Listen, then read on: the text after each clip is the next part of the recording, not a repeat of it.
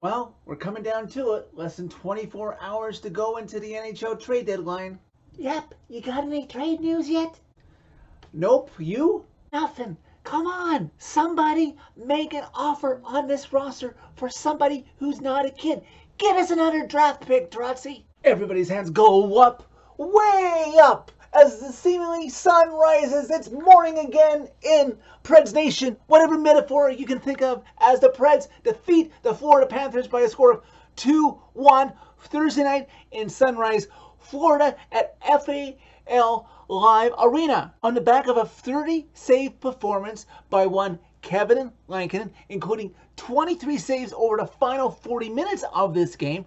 The Preds look to get younger with one more day left, with potentially more trades yet to come for this team, as the past generation of Preds players looks to pass the torch after tomorrow to the next generation of Milwaukee Admirals slash soon-to-be Nashville Predators full-time. Last game for the Preds before tomorrow's NHL trade deadline. First game for recently acquired defenseman Tyson Barrie, who actually arrived to Sunrise, Florida to meet his teammates hours before his equipment actually arrived, so he wasn't able to take in morning skate. Preds commence a 6-game road trip with this game in Florida tonight as the SEC basketball tournament takes over Bridgestone Arena. Those who saw the introduction video on Preds social media today of Tyson Barrie arriving and shaking hands with his new teammates and thought it was a little awkward,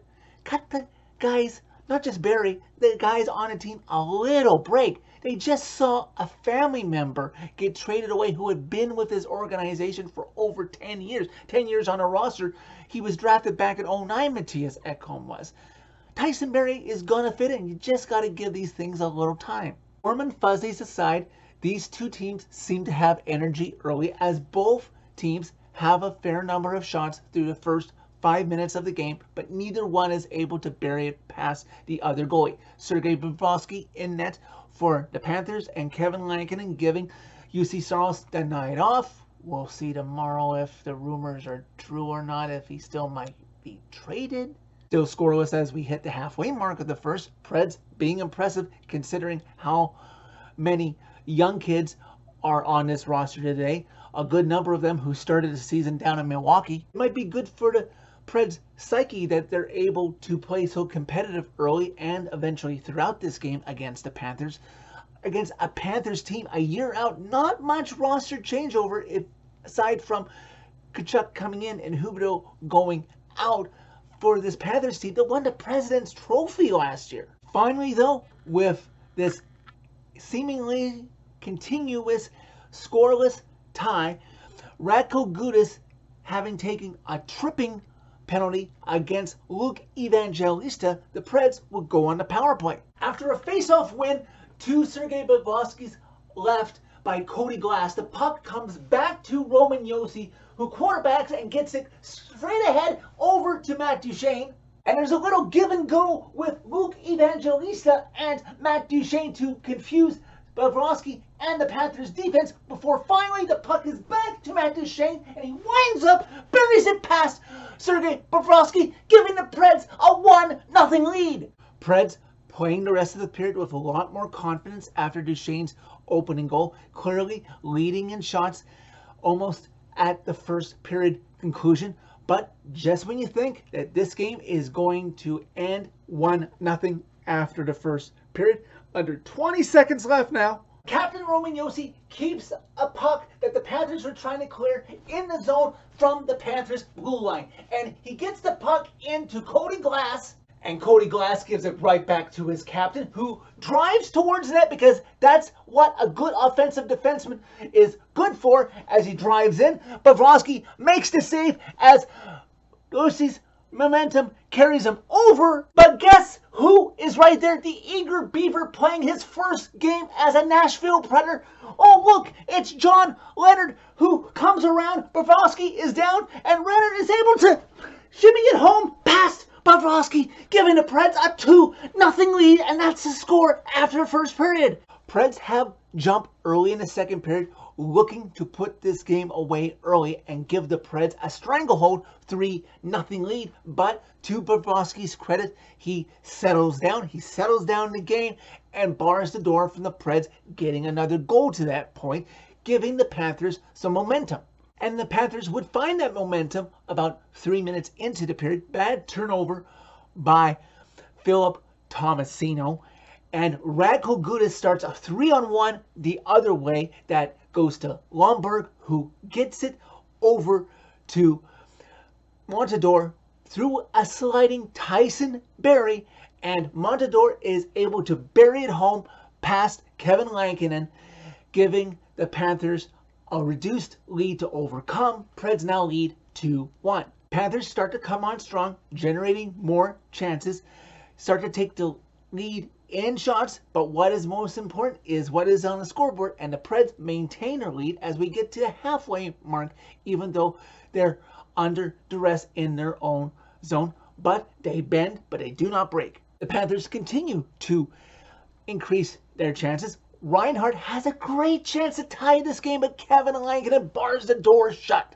Preds feeling very charitable as they continue to let the Panthers outshoot them. The Panthers would outshoot the Preds 16-7 in that period, but Montador's 11th of the season ultimately would be the only one that would go into the Preds net that period, and the Preds still have their lead, still 2-1 after 2 periods. Preds continue to play under duress in the third period, which is compounded by the fact that Alexander Carrier, who just came back into the Preds lineup, has left it again because he got injured in the first period and he never returned, forcing the Preds to play with 5 defensemen for the majority of this game. But long term, after this game, we'll not really have to worry about it. You don't want Carrier to be hurt long term, but hey, that just means next guy up, another young kid who plays D from Milwaukee, will get more playing time if that means Carrier is out for any length of time. Preds seemingly happy with this young, ragged bunch to take the third period in parts. First, it's to survive the first 5 minutes of the third period, and then they survive the next 5 minutes, leading them to the halfway point of the third period. Preds 2-1 lead still intact. Kids, I think I read that 6 Preds players from this team started the season in Milwaukee, eager to get their first win with all the Preds trades they've made this week. Yes, you heard that right. Remember that. The Preds have not won a game since all of the trades they have made so far this week. Preds hanging on for dear life as we hit the last 5 minutes of this game. Under 3 minutes left. Trenton has a great chance to put this game away with a comfortable 2-goal lead restored, but Bobrovsky shuts him out. Just under 2 minutes left to go in regulation. The Panthers summon Bobrovsky to the Panthers bench, and at separate times as time ticks away, the Preds call a timeout to rest the boys and keep the kids calm. And then the Panthers call a timeout, seeing if they can organize themselves to tie this game because they are in much dire situation to make a playoff spot. Panthers with one last push, trying to sniff out OT. Trenton would ice the puck one more time. Just under 10 seconds left to go in regulation. Panthers try to get organized. No real threat incurred. Preds survive, win this game 2-1. Well, put that down as the first of hopefully many character wins for this young ragtag bunch of eager kids. 4 key pieces from this team's opening night roster that you thought would be essential to getting this team to a playoff spot come mid-April are gone to greener pastures to win the Stanley Cup by other means. In return, key prospects or draft picks to help regenerate this team with a hungry fan base that is eager to see them climb the mountain once again. New management in charge, ready for in-season tryouts to see who is going to be on this roster to the end of the season and moving forward into next season, with the likes of Tommy Novak, Cody Glass, Philip Tomasino, and now Luke Evangelista recording his first NHL point in this game.